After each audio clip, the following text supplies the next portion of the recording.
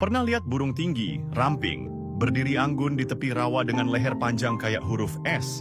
Itu bukan cuman gaya, itu bangau. Tapi tunggu dulu, jangan buru-buru mikir ini cuman burung kalem yang doyan bengong. Karena di balik tatapannya yang adem, ada sisi gelap yang jarang orang tahu. Bangau itu bukan burung sembarangan. Mereka itu ahli dalam seni, berburu diam-diam.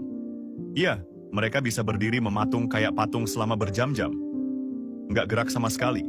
Tapi begitu mangsanya lengah, cep, lehernya melesat kayak cambuk dan selesai deh. Ikan, katak, sampai serangga langsung jadi makan siang. Yang bikin heran, bangau itu pemilih banget soal lokasi berburu. Mereka suka tempat yang agak dangkal, banyak mangsa, tapi nggak terlalu ramai. Jadi mereka tuh kayak punya maps pribadi buat cari spot terbaik, bahkan migrasi ribuan kilometer cuma demi lokasi yang pas. Serius, ada yang terbang sampai dari Eropa ke Afrika. Dan ngomong-ngomong soal migrasi, ini juga nggak sembarangan. Bangau punya gaya terbang super hemat energi. Mereka naik ke udara pakai arus panas, terus melayang kayak pesawat glider. Nggak heran mereka bisa menempuh jarak ribuan kilometer tanpa kehabisan tenaga. Bayangin, manusia aja naik pesawat bisa jet lag. Bangau cuman butuh angin yang pas. Uniknya lagi, bangau itu punya cara ngobrol yang anti-mainstream. Mereka nggak bersuara kayak burung lain. Nggak cuit-cuit, nggak berkotek. Tapi mereka saling komunikasi lewat suara paruh. Iya, mereka bunyiin paruh mereka kayak orang lagi main kastanet. Suaranya keras, ritmis, dan bisa beda-beda tergantung mood atau pesan yang mau disampaikan. Nah, bagian yang paling unik, ritual kawinnya. Ini bukan sekadar cari pasangan terus kawin. Bangau jantan harus pamer atraksi dulu, dari angkat sayap elegan, gerakin kepala ke segala arah, sampai tebar pesona dengan bunyi paruh.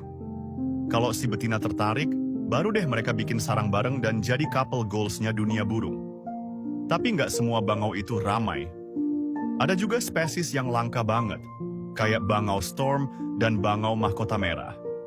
Populasinya makin sedikit karena habitatnya terus menyusut.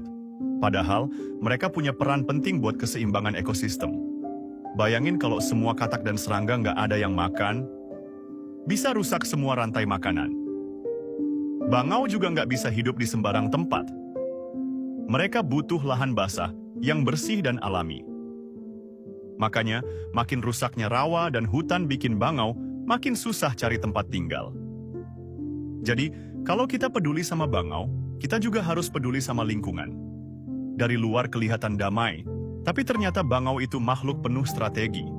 Diam, elegan, tapi mematikan. Setiap gerakan mereka punya alasan. Setiap tempat mereka pilih dengan cermat. Mereka bukan sekadar burung, mereka adalah simbol keseimbangan alam. Gimana? Kamu masih mikir bangau itu membosankan? Kalau kamu suka bahas-bahas dunia hewan yang bikin geleng-geleng kepala kayak gini, jangan lupa like dan follow biar nggak ketinggalan konten keren lainnya seputar alam liar.